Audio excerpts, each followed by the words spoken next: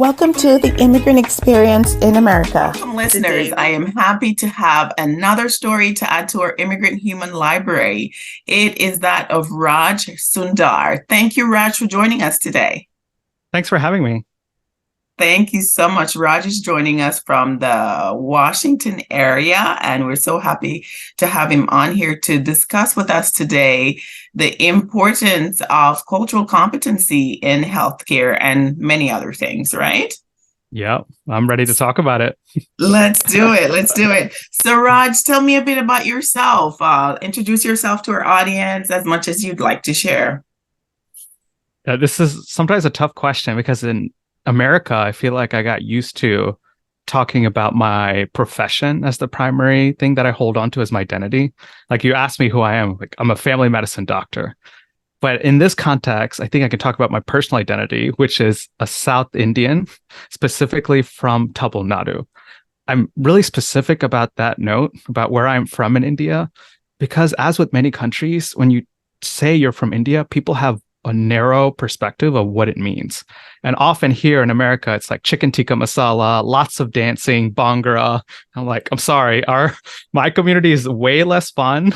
Our weddings are really boring. We don't dance. Nobody drinks because it's essentially forbidden in my region. So the perception of what it means to be Indian feels different for me. I was born in a small village in Tamil Nadu called Tamarankote. Then I moved to the US when I was 8 years older, a little bit older than that. And then I've been here since, although initially I was in North Carolina and now I'm in Washington State. Wonderful, wonderful. And so is there a story behind what brings your family to the United States? There's varying degrees of different people's stories. Is there one for you? Yeah, there's always a story. There's always a story. As I said, I grew up in a village which is quite impoverished. So my grandparents grew up in poverty. Poverty that means that you go to bed hungry often. So my parents grew up in that household, and my grandfather had a singular determination that we were going to get out of it. And that meant everybody in his family was going to be doctors. Don't ask me where that came from. That's part of the Indian identity. I know that there's a lot of doctors there. So he educated his children, but also helped educate the other family members in our extended family. So my uncle's a doctor, my aunt's a doctor, my cousins are a doctor, and my parents both are doctors. And as I said, I'm a doctor too. So it was a family trade. So the quote that I often bring up is that when I was growing up, people asked me what kind of doctor I wanted to be when I grow up.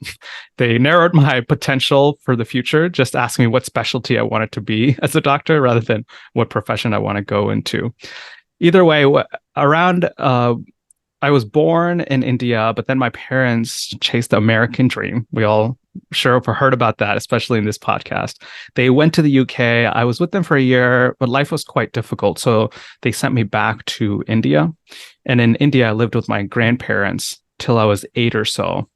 And my parents, moved from UK to the US by that time, completing their residency, trying to establish themselves as doctors in the US. I was still with my grandparents. And then one summer when I was 8 years old or so, I got on a plane to what I thought was to visit my parents by myself. I don't know if anybody has traveled by themselves when they're 8 years old, but it meant I was shuffled along and I had to trust random people to take me places. And they had a yellow string around my neck with a packet of everything about me because I was only 8. And people would look in that packet to see where I was going. It was like a package being shipped. And then I got to America, and actually it was South Carolina where I was for the first few years. I thought I was visiting, but I ended up staying because my parents had actually wanted me to come and stay with them, but my grandparents didn't want me to. So they had said I was just going to visit, but then I visited for a long time. I got enrolled in school, and that's where my journey in America started. Wow, how interesting. Wow, and so how did the grandparents handle the realization that, you'll be staying? There was a lot of conflict. And as a child, I probably didn't understand the intensity of it. I think as immigrants, we all have parents that hold a lot of trauma. In addition, they're often not as transparent with it. I'm just speaking for myself and not to delve into everything that my family has gone into. It's just the idea that they went through some hard things and it's hard to share them, not only because they never had the language, because mental health and this idea of suffering was such an expectation of being an immigrant or why they immigrated. So it didn't make sense to make a big deal of it. And it didn't make sense to share it with your children because you were hoping they have a better life. So the whole extent of it and what happened, I'm not sure. I just knew that expectation and what had happened.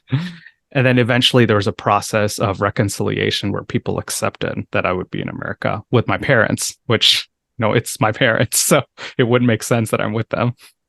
Right. Yes, I understand. I understand that. And how big is your family? Like, how many, do you have lots of uncles or lots of extended family?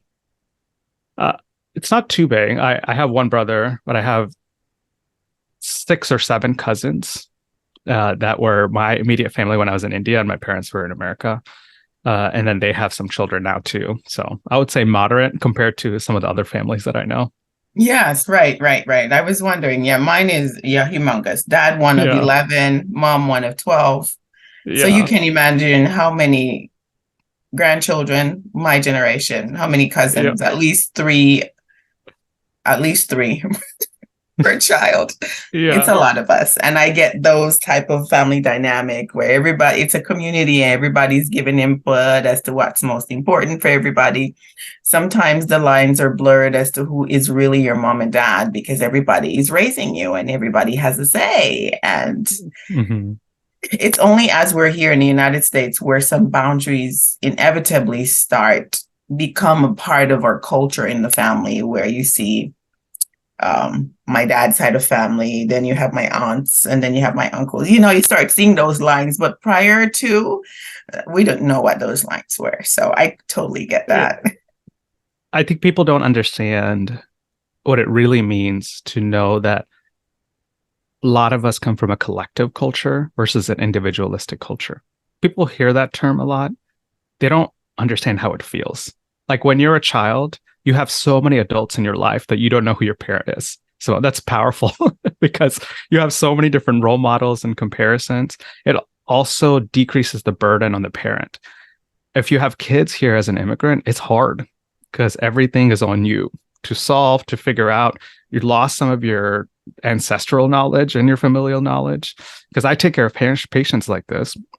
When they have a baby, they're learning how to breastfeed. In their community, if they were truly integrated, there was so much wisdom there.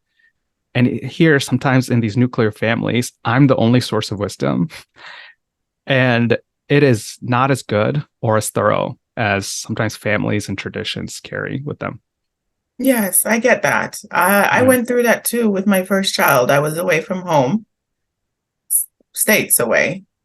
And if I were around my aunts and everybody, you would have every day there would be somebody cooking and coming over with meals. I would not have to worry about cooking. Somebody would be cleaning this, somebody would be saying, do this, but I had to figure it all out. I had to hire a doula to really help me through the birthing process because I was so scared. I didn't know what to expect.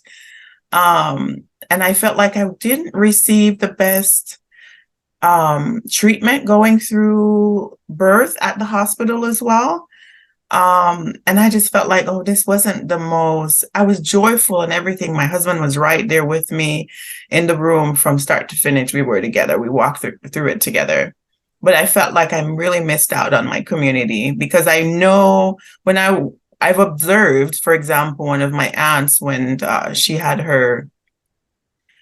the ones that I remember most clearly are twin daughters. And I mean, it wasn't only our family, but the community in which we lived. Like everybody came and people were doing laundry and people were cooking and everybody was chipping in. It was just like this and it's so beautiful. That's the beauty of being a part of a collectivist culture.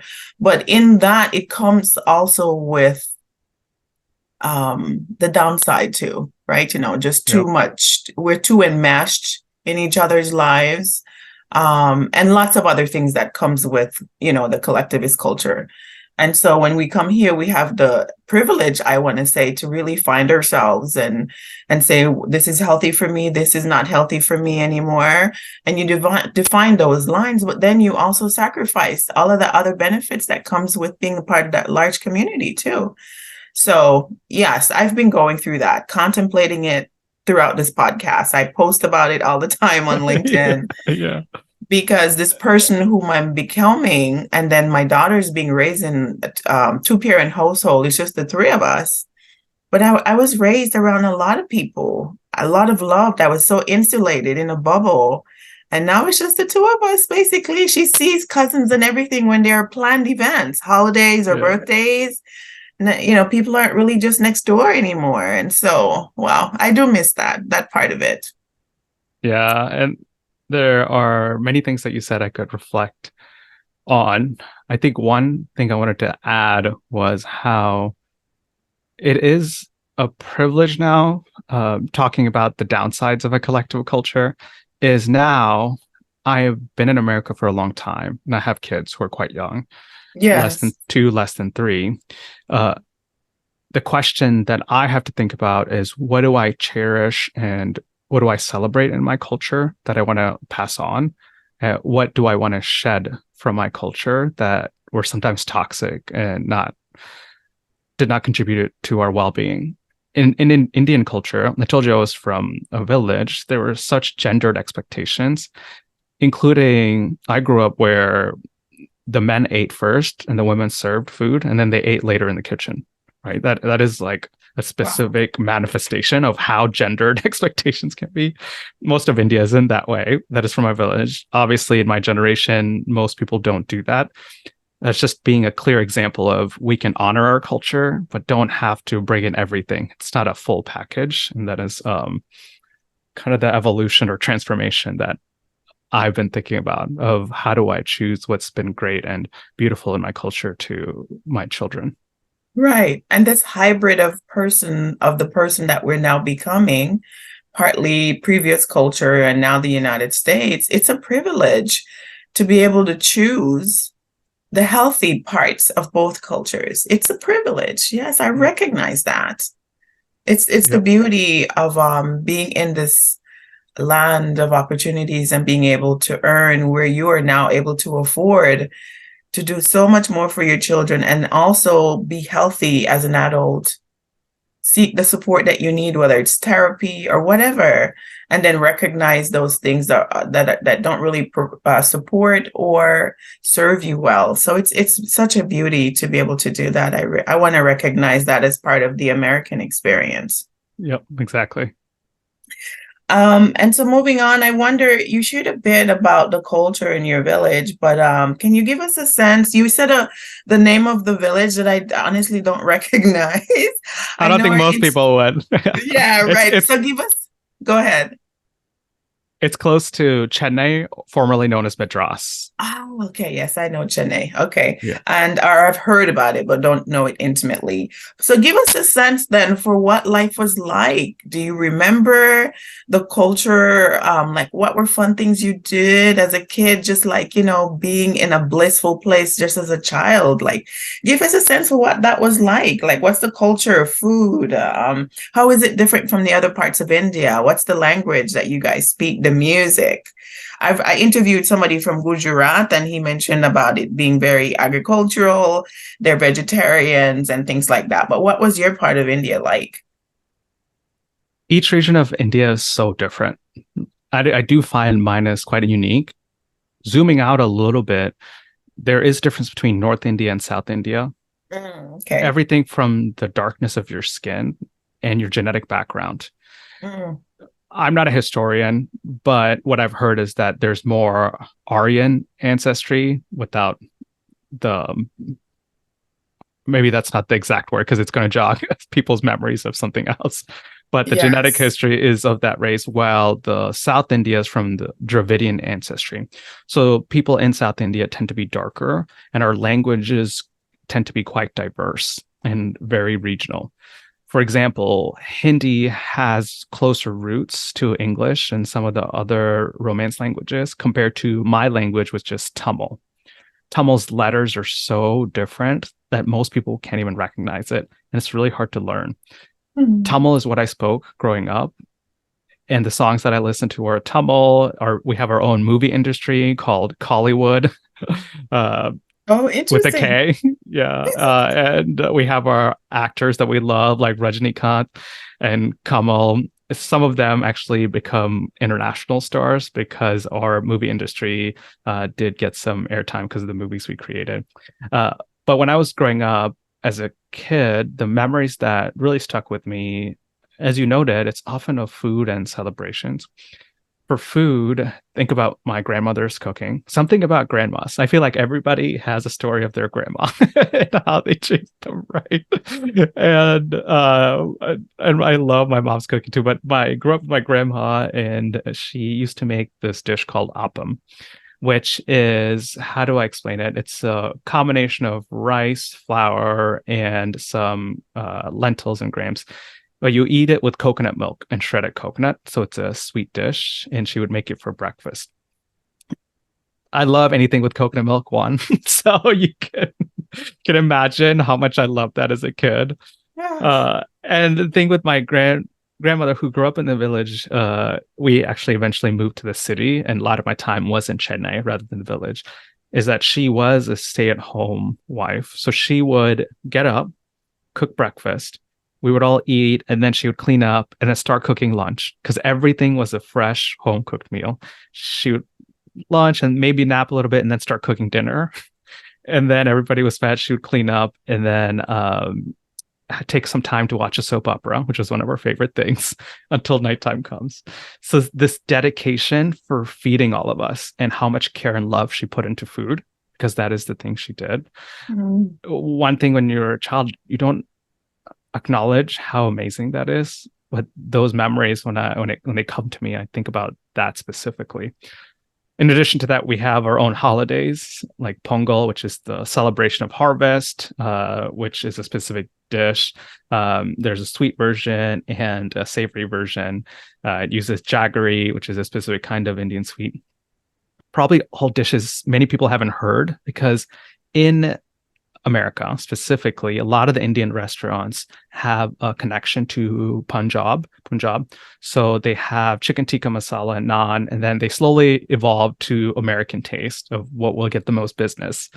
People often don't get to taste other regional dishes in India. So you may or may not know there's more dishes in some South Indian restaurants that you can taste, like dosa.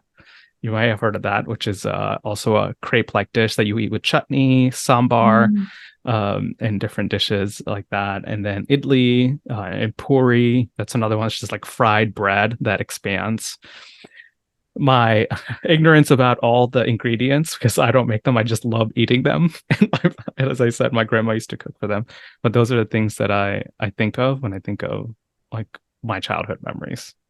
Yes, beautiful, beautiful. I could taste that coconut dish that you love so much from your grandma. I have such fond memories of my paternal grandma Mm-hmm. cooking, and she would just you would see her sitting somewhere, and we would all be playing, and she's sitting, and she's calculating what's for dinner, or she's resting from whatever she was doing, and whenever she cooked, boy, whew, it's finger licking good. I mean, Yeah. she had 11 children, and she had even the community, other young men who grew up with like my dad's generation would talk about how they would come to our property to play. And they could tell when my grandmother was finished cooking, no matter what houses they came from, everybody was eating. And so the joke within our family is we don't know how to cook small because we have already such a big family. But then my grandmother was cooking and she would always say, I'm cooking a little extra in case so-and-so come along, or if anybody extra come along. So I would try to cook for my husband and my daughter. You're a little frozen. I would try to cook for my husband and my daughter, and I'll have all this leftovers. And I'm like, and I would joke and say, you know what, the Johnsons, we don't know how to cook small because we're always cooking just in case somebody else comes along. So I get that. Such and I miss it. I miss those days. I'm not going to go into that, but I wanted to ask you, and perhaps you might be the person. I've been thinking lately, and I've heard somebody who visited India for the first time, and she was expressing her experience of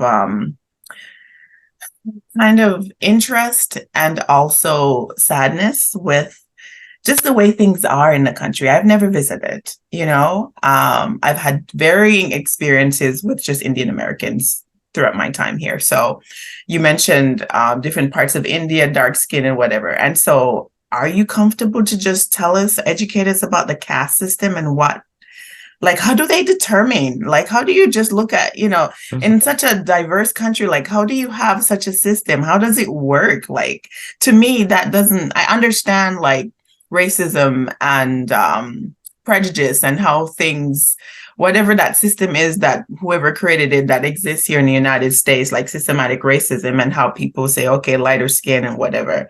I kind of understand that. I'm now coming to understand it more, but the whole caste system in such a diverse country, like how is it by family? Is it by shades of skin? Like, can you tell us, educate us? How does that work?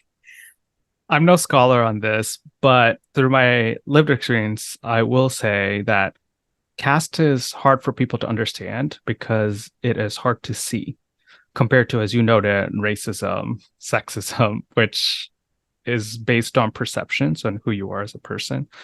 Caste only has associated characteristics. Like, I Mm, know you're in a lower caste because you seem poor. I know you're a lower caste because you have dark skin. And it's not 100% correlation, but there's some history to this. There always was some form of caste system in India, even before British colonization. But interesting. after British colonization, it become codified a bit more because establishing a codified hierarchy is easier to control. There's some basis of that of racism in America as well, right? So in India, different castes also become associated with different professions. Like the lowest caste were the untouchables or the Dalits. People may have heard of that, who often cleaned toilets, worked with things that potentially are people consider disgusting and cause contamination. So they were untouchables. Compared to the highest caste, which were Brahmins, who were often priests. So they were the holiest, and we hold them in high regard and honor. And eventually that became embedded in the system, and people started to show prejudice and discrimination depending on who you were. For example, you are an untouchable, you don't deserve to be a doctor. So you don't even get a chance to get the education you need to apply for a position like that. So it starts to reflect somewhat the experience of racism in the US as caste based discrimination in India. So for me specifically, my family is traditionally what we call the farmer class. Our family has a long history of tradition of being farmers. So we're not quote unquote as low as the untouchables. We're not as high as the Brahmins. Because of working outside, I think our people are often darker. So I think the color of your skin soon became associated with the caste too. And then it became highlighted as a way to establish the hierarchy, and colorism became a huge thing in India. All of these problems or things that we experience now has a long history, but I hope people can understand that intersection of all of that and how caste-based discrimination continues to happen in India. So there are Oh, man. for specific castes. Oh, I lost you froze a little bit. So there are, oh, you froze again. Is that you or me? I can't really tell.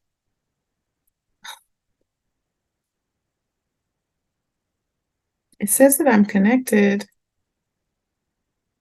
Raj, hello. Hello, I can't hear you. You were frozen there for like a minute. And Okay, yeah, I lost you and it came back. So you were frozen there for yeah, my like a internet minute. seems okay. Is yours okay? I don't know where it's Yeah, I'm happening. looking, but I think it might be on my end because now it's gone from 4 bars down to one. Yeah. It's always tricky to find like which. I know it happens to me too. It's quite Okay, annoying. all right. So now it seems to be back up with the connection. But the last thing I heard was oh boy, no, I lost my train of thought.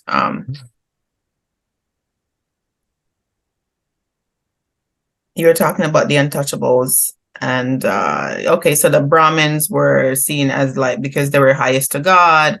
Your family was in the middle, you're farmers. Oh, now I do this all the time. Why are you messing up? Come on. Come on, baby, work with mama. Hold on, let me change. That one was mine. I could tell. I don't know what's happening. We're taking turns. Give me 1 second. Let me change to something different here. Let me see if this one is better.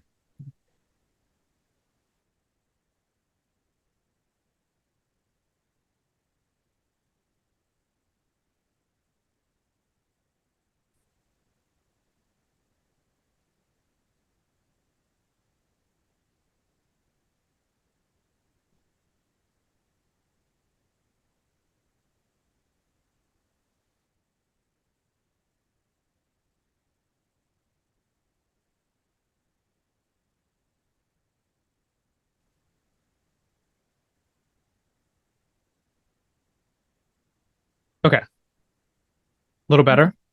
Yes, yes, you're back. Okay. I do Okay. have several bars now, so I know Okay. I'm a little Okay. better. So Hopefully I'm better too. I think I figured it out. yes. Right. So I mean if we could just go back to the part about the Brahmins being at the height closest to God, and then you guys were farmers, so you were in the middle, but skin tone. Um, right. Yeah. And then I'm It wondering, like, how do they how do you recognize somebody as untouchables? Are there names? I mean, like, are there features? Like, how did this group get placed in this group in the first place? Yeah, I don't know the full history, but it became associated with professions a lot of like what jobs you were doing. And it had a history of like family professions being handed down generation to generation. I don't know when it originally started, but that's how it became embedded as people doing certain jobs were associated with certain castes. Right. Wow. Wow. Wow. Wow. Okay. I think I would need to travel to kind of get a sense for. I love Indian food. Love it. Love it. Love it. And still on that's on my list of places I'd like to see in my lifetime, right? While I'm here in this side Yeah, of the realm. yeah. Right. So let's try to go along here before we lose this again. So, okay, so as you guys came over, you're here, you know, your parents happened to bring you, we worked out, decisions made, you're staying. How was it for you adjusting in those years at 8, right? You came over at 8. Do you remember what it was Yep. like as a young child, like, you know, learning the language and going to school for the first time? It was hard because I initially went to a Catholic school and I originally grew up in a Hindu household. So I came here, went to a Catholic school, and my parents chose it because it was one of the quote unquote better schools there. They had uniforms that I wore. And imagine me being 8 years old, being introduced to America this way. I thought all Americans wore uniforms to school and went to a school where they went to Friday Mass because I just had such a small understanding of where I was as a country. So I would go to Mass every Friday. It was such a culture shock because it was so drastically different from how I knew life was, especially as a kid. It also changed who I was connected to because I grew up with my cousins who I was really close to. And one of the memories that I have in India with them was playing cricket in the weekends with them. We would play it in one of the alleyways that was close to our house with a tennis ball, so not a real cricket ball. If people don't know what cricket is, you have a flat bat that you hit a ball with. The ball is actually quite hard and you need a large field. But we would just play with the stool and a tennis ball so you could hit it as hard as you can and play it with just three people. But I had a lot of memories with them and a deep connection with them. And then I came to America and I felt alone, although I was with my parents, but I hadn't been with my parents for so long that it was rekindling that relationship too. Then I had to figure out how to communicate with people. And I actually knew English because I went to a school that taught English. And I thought I knew English, but I came here and I knew the British English, which is different from American English in small and big ways. Small ways I remember one time somebody asked me what grade I was in. It's like, I don't know what that means. Like, what is grade? Because in the British system, we talk about standards. So first standard, second standard, third standard. Mhm. And that communication gap was felt so large, even though I knew English, because I couldn't answer some basic questions when people were trying to ask me. Or when you call trucks lorries, and that's what I learned in India. That's what the British say. And when people were talking about trucks, I had no idea. So these big gaps was like also shocked me that I thought I knew a language that seemed different here too. Wow. Okay. And so I guess your profession was already decided for you, right? Because Yeah, you know that. Yeah, the journey to my profession was that, hey, Raj, you're going to be a doctor. You better decide which one you want to be when you grow up. right. Uh, uh, and And that I can journey, and yeah, I can see the benefit in that because you guys already have the experience of, like, your parents doing it, people in your uncles and aunts, probably the experience that comes with you being able to tap into that as you go along that profession, as opposed to someone who's journeying on a path for the first time. It can be challenging. So I see the benefit in doing that too. But what if it's really not what you like and you really, really hate it? Then here I comes know the it's a risk. downside. It's like arranged marriage, Sloan, right? That's It's another story. yeah. There's some trust and fate in when you're choosing something that you're not sure if you chose for yourself. That's why I used the metaphor of arranged marriage, because there's some part of your elders knowing what's best for you. Not saying they're always right. Either way, in my story, that I did choose to become a doctor, although I studied business and had some other experiences, ended up being a family medicine doctor. My evolution has been attempting to figure out what it means to be a doctor, because coming from an immigrant family, I think this is also a common theme. You came from scarcity sometimes into a place where you had to build a life and make a name for yourself, which meant there was a lot of how can I support myself and my family? And what does that look like with money and resources? And my transformation has been, what does it actually mean for me to care for my community? Because I think I'm actually quite privileged now, and I don't need that same philosophy of life or mindset that my parents had at this stage or at this storyline of our family history. Right, right. Yeah, no, I actually made a post recently about individual aspiration, like balancing that with like a global impact or being altruistic, right, with the community back home or whoever you see as your community that you'd like to, support. Balancing that is it could be interesting in that immigrant experience too, right? Yeah. Um, I think for me, that community idea, especially with the Asian American, specifically Indian community, it's challenging the Indian community to show up for other communities, because they do have a sense of this model minority myth that some of the Asian communities carry, which is that, hey, we're the good Asians, we're the good immigrants, and we study hard and we excel. And if other immigrant groups aren't succeeding, they just need to try harder. That's a particularly toxic narrative that can be carried in Indian communities too. I feel like I've seen that. So part of my role has been challenging my own community here to support other communities locally, whether that's other immigrant communities or people who have suffered from racism in our country. wow. Okay. Well, thanks for sharing that.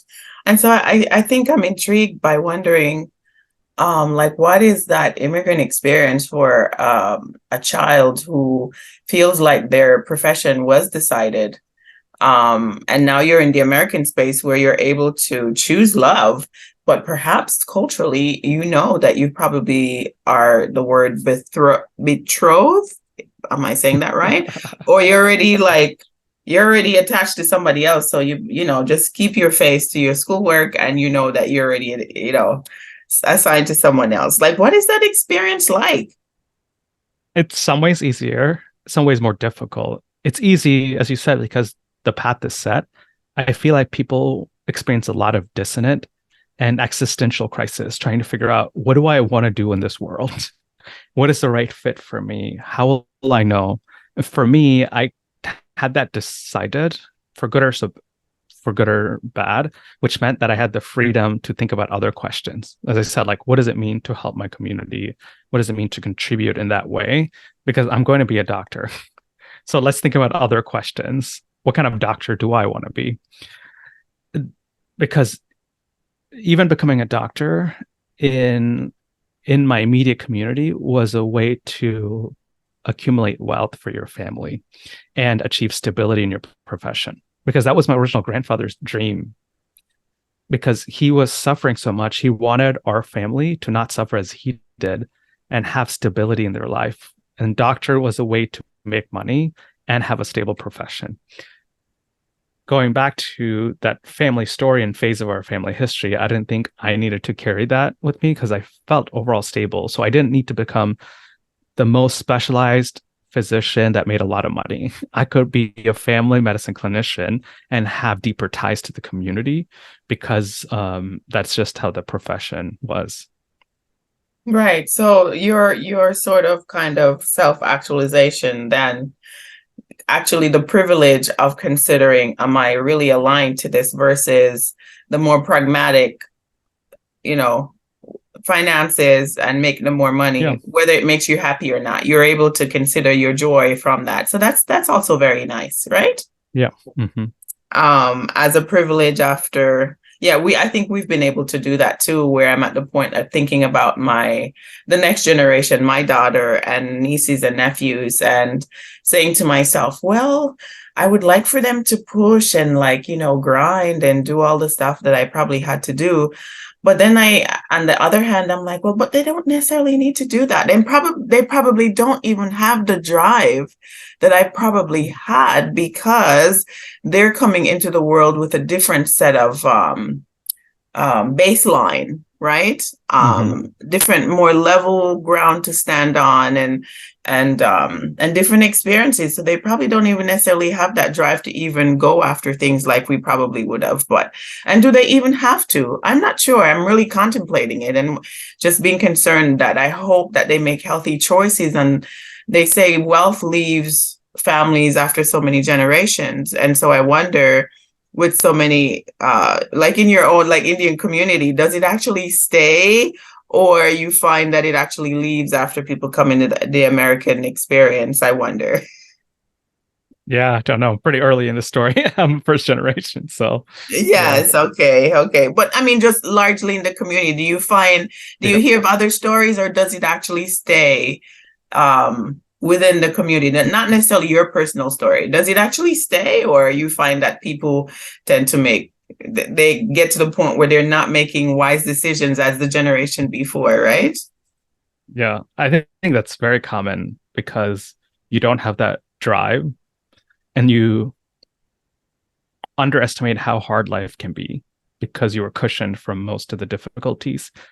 And this is such an expected phenomenon where, as a parent who's grinded and hustled to make life how it is, your goal was to protect your children and let them have a better life, which also meant they actually didn't feel the hustle and grind that you went through. Then as they get older, they don't understand that you do have to hustle and grind sometimes because we were protecting you and you need that skill. And some people don't have that skill. So then you lose wealth that way. And I don't know if there's been studies on it. Like, what is that cycle? And then where do you start again of which generation then builds that skill to build back wealth? Of course, there's always families with generational wealth that no matter what you do, the wealth is in your family and it continues. And I think in America, we talk about that as quote unquote old money, where you're just always rich or have wealth. So that's probably true to a certain extent. But I think it's definitely also true that people do lose that stability. And the question, as a parent, is always like, how do you protect and keep your children safe, which you've always wanted to, but also teach them the work ethic and everything to make sure they are successful in contributing to this world in a way that's positive. Yes, right. Yeah. So I'm contemplating that myself, as I now have a child being raised in this different environment from the one I was raised in.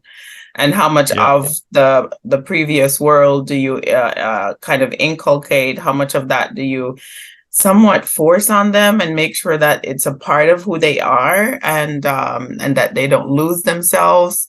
And then the worry of just kind of letting up a little bit and not adding so much pressure, and allowing them the freedom of becoming who they are. But then the worry that, my gosh, they could lose themselves if you give them too much room. Yep, exactly. I see that immigrant experience kind of pressure when we're parents raising children in this country. So Yeah. that's another. Go ahead. I'm sorry. No, I was agreeing with you. Okay.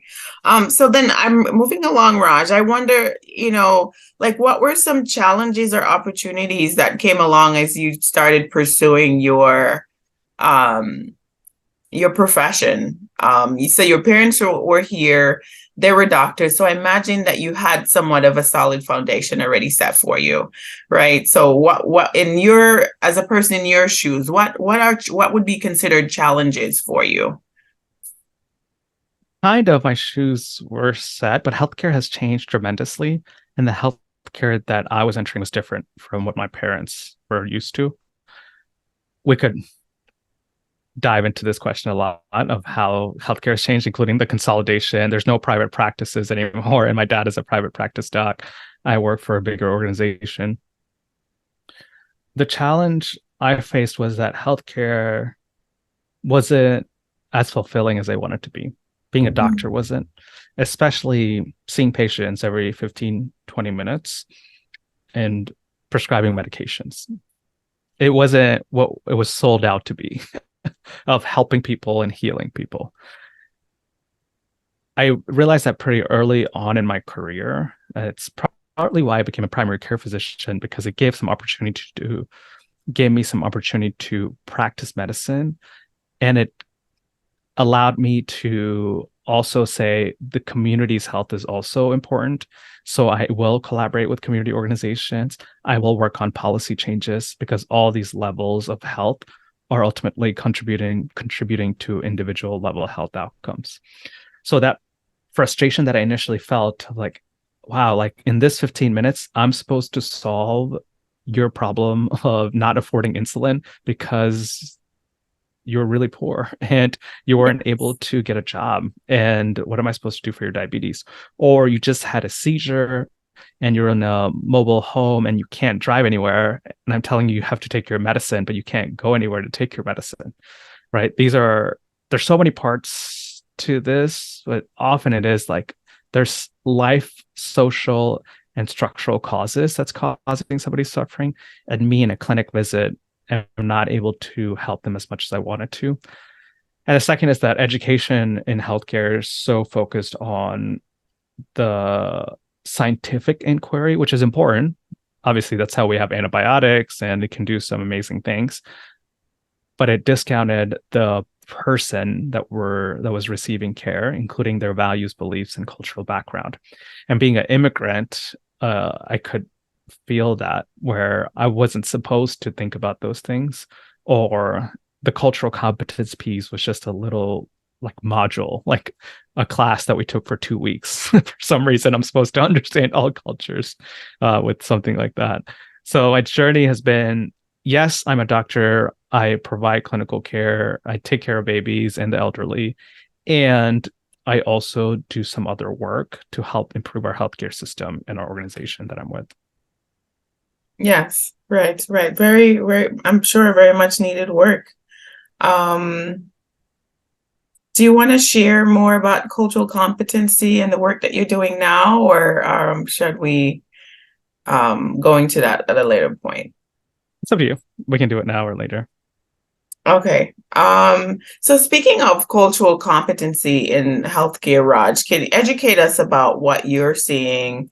And you mentioned you only had a 2-week class, and how unprepared you were really to understand the number of cultures that are in the United States, right? I'm not sure, I actually haven't done the research, but it's a very diverse country. Like, we have people in probably every country around the world here, right? And there's a population that needs to be served. And I know it's probably very difficult for the US to figure out how to address each of these communities, right? I know it's not easy.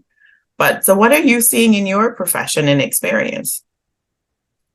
There's a policy level solution to this, which is that if you achieve some kind of congruence between the healthcare workforce and the communities, care will be better, because we know people immigrate. And I think you've talked about this in your podcast too, who immigrate here often give up their original jobs.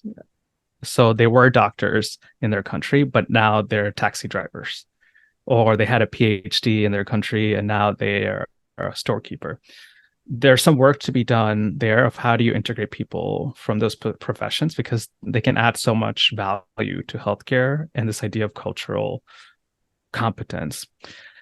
The second is that's a dream, and there's a lot of work to be done. We need all clinicians to be a little more educated in understanding different cultures, and cultural competence as a field has failed in many ways because it focused so much on the competence part, and it was created by this knowledge creation process of healthcare of being academic. What I mean by that is that, hey, I'm going to go study your community spoon and then tell you what I think is important.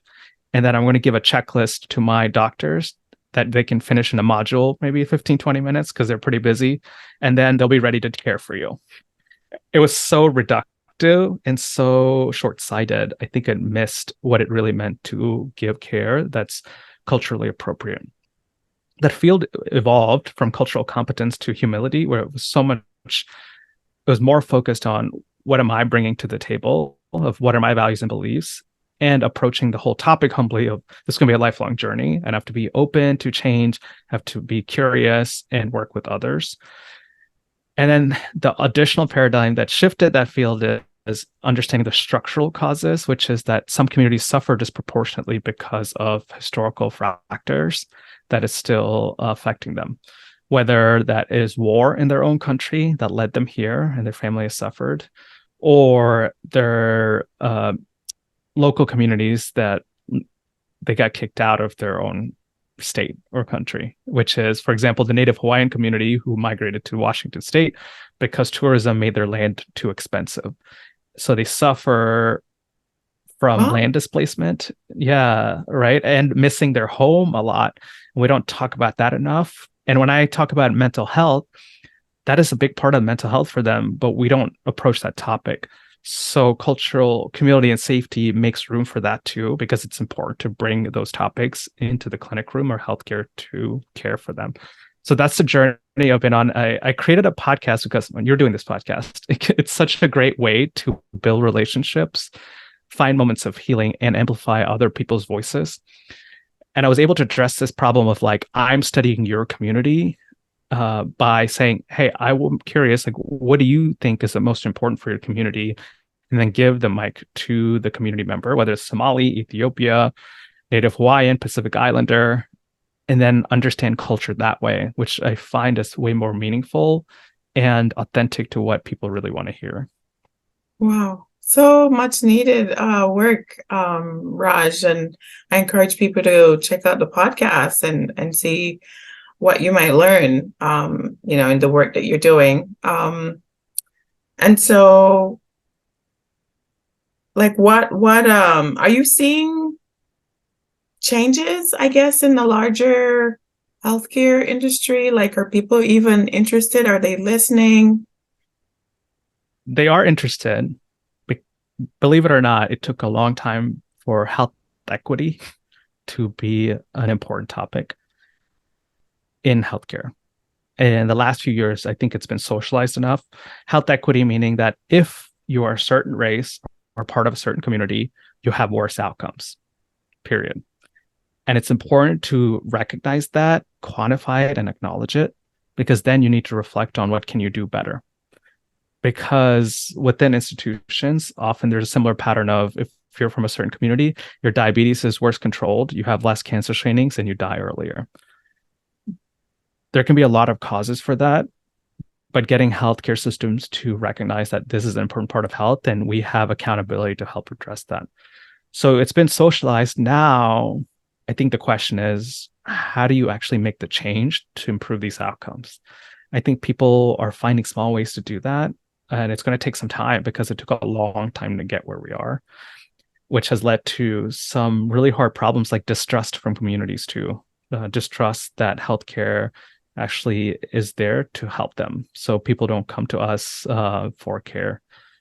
And I think with the guests that I've interviewed, I can sense that reluctance and some solutions they're coming up with, which is also important for healthcare professionals to hear, like community health boards where their own community leaders have a health board, which is more trusted than a healthcare system going in and talking about COVID or COVID vaccines. So having a health board represented by your own people and people you trust talk about that topic resonates, and people understand that a lot better. Yes, I'm glad you mentioned COVID, because I remember the conversations and concerns when we're in the midst of the pandemic, and how many communities are not going to be taking the vaccine because they really don't trust, based on historical and valid information of what has happened in the past. And, rightly so, we get that. So I'm glad that there's conversation. People are doing research on the topic. You're talking about it and working with it every day to see what can move the needle towards really providing the help and address people's cultural needs. Right. Okay. So moving along to, I wonder, how do you manage the pressure of being a first generation immigrant? Which pressures? I know they're varied, right? Yeah. The because pressure. I think that one because the one that I'm experiencing acutely is the one that I brought up to you of what kind of life am I building for my children, and what do I want to teach them? What do I want to model for them? How do I keep them connected to my culture still when they're becoming more and more American? They love mac and cheese, not dosas and appams. Oh, And I'm like, oh, come on. Yeah. And I can't cook as well as that. So it's like, how do I troubleshoot this? I don't have my grandma cooking here every day. How do I get them to feel connected to those parts? And that pressure of being first generation feels important and acute to me with parenting. Yes, I get that. Yes, I was thinking about, and the pressure to not mess up, to make sure that you're successful, because, this is going to be reflecting on the family and on our community. And, that pressure, it's not only you. If you mess up, it's going to impact everybody. So just pay attention and do the work that you're supposed to do. I mean, that was part of the weight I was carrying. And I think it's a real weight, because I think it doesn't acknowledge our need for self-care, because we were taught from little to work as hard as you can and to be a success. This idea of self-care is hard. And I feel like that pressure is real to me. And I have to learn what it means to rest and have fun in a way that feels good, and not work more and more, because I grew up with this need that's inside of me to succeed. Yes, it's true. And part of the conversation I think that I'm trying to have too is for me, I feel like I've become kind of like this entity where it's almost like you're not necessarily a person anymore. Like you're this successful entity, and there are these expectations of you, and I don't know, you're expected to hold the line, not mess up, support, be altruistic, and do all of these cultural expectations of you, but people don't really, it's sad, but my only language for it right now, they don't really see your humanity, is part of like what I'm trying to express, or my recent realization is like, these people just really, they just want you to play a certain role of this successful person in the family, and they don't necessarily care about your humanity and the fact that you have bad days and that you struggle, or that you're still sorting your own personal life out. They just want you to provide financial support in the expectation that they have of you, and okay, you're successful, so we don't really care, just send the money. Oh my you know, God. and Yeah, they're yeah, not yeah, yeah. necessarily caring of, you're just this entity, this successful entity. You're in America, the land of milk and honey, and you know, just play that role. We don't want to hear it. Yeah, I know. Yeah, we don't. Yeah, yeah, exactly. That's what we are projecting onto you, right? Yeah, Yeah, because they've had to walk through fire or yep, worse. And yep, so what are you complaining about? yeah, exactly. Yep. That's why I think it links to this idea of acknowledging the need for rest, because it implicitly says like you're complaining about how life is hard when your life's not that hard, right? Like we've been through way worse. Right. Yes. And so but it's funny, but we I'm unraveling or unwrapping things that perhaps the previous or generation previous to them, they perhaps it was a luxury that they didn't have to dig deep and uproot some of the things, because it does take work to become a healthy person and not to Yeah, carry on some of those generational traumas or whatever it is that's in every family. It takes work for you to look it in the face, work on it, and to make healthy choices and to change your behavior. But for them, they probably think it's just a luxury and you're just a spoiled kid. But there's a lot I of know. work and effort that comes with doing that and becoming this healthy version of yourself or your family, you know? Yeah, yeah, agree. So in the out of respect for your time, Raj, I know we've done a Yeah, lot of conversation here, but I wanted to we talked about the healthcare and cultural competency and the work that you're doing. And I wonder then if you had any faux pas or humorous moments of your journey, right, that you would like to share with us, that you're like, oh, wow, I did this and I just laughed at myself, or now I laugh about it. But, you know, we all make mistakes, and not to be so hard on ourselves as immigrants. I think I remember the first time I saw an American toilet. If people haven't been to India, they actually have toilets that are on the ground and you squat on them. I remember when I was 8, I came to America and then I was faced with this toilet that I'd never seen before. And I thought you were supposed to squat on it. So I climbed up and tried to squat on it. And then I slipped and fell. My parents came knocking on the door. I was like, "Are you okay?" I'm like, "Yeah, but this is really hard to get up on." Like, you don't need to be putting your feet up top and squatting. I was like, "Yeah, it was really hard to balance." Like you just sit on it. And I was like, "What? You just sit on it?" That's so novel to me, because at that time the only toilet I had used, they said, is one of those we call it Eastern toilets. I don't know what it's called, but you squat on the ground. And I didn't even think that it was like considered so dirty that you can only put your feet there. And this idea of like you put your butt where everybody else puts your butt, like understanding all these like concepts that I like didn't make sense to me. I just remember that being a major social learning for me when I first came here. Wow, thank you for being so vulnerable and sharing that, Raj. That's a good one. But you know, interestingly now, healthcare, as we're talking about healthcare, which is your space, they're basically now saying that research shows that the posture that you're in when you bend down that low is the posture that is best for you to actually do a bowel movement, right? Forgive, Yep. I hope that I'm Yeah. saying that appropriately for the airways. Right, because when you sit on the regular, like more modern style of toilets, right, it's hard for you to actually your body to release what it needs to. But whenever you're in, they actually have these potty stools that I own two of, that I put under my feet so that it actually creates a certain posture once you're actually sitting, so your body releases what it needs to do. So it's Yeah. interesting, right? I mean, it seems Yep. like the culture has it right, and now we're just catching up to, like, that is the best part of being able to do that in a health dynamic. Yep. Exactly. Yep. Agreed.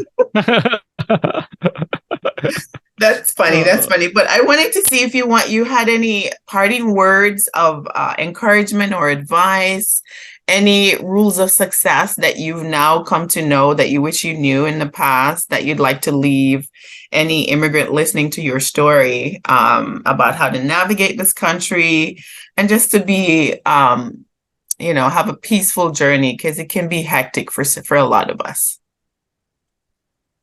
I would leave listeners with find humor in the experience that you're going through, and understand that many other people are having similar experiences, because it can feel so lonely at times, because we are such a isolated country with individual experiences and we don't connect at that level, or it's not easy to, that just acknowledging there's some common humanity and a common immigrant experience, if you have that space to, can be freeing. Whether it's like toilet of how to use it, or this over hyped expectation of success that you're never expected to fail, whatever it is, just holding that as a belief can be helpful. And I will plug in my podcast. You can look at you can check out my podcast at healthcareforhumans.org or any podcasting platforms if you're interested in community voices, specifically on how to care for different communities, or you have a doctor that just doesn't get it and you want them to listen to something. Know that this resource exists. Thank you so much for making time for me, Simone. Oh, it's been a pleasure listening to your story and going on this journey with you, Raj. Thank you so much for your time and sharing your heart with us. Okay. Yep. Thank you again.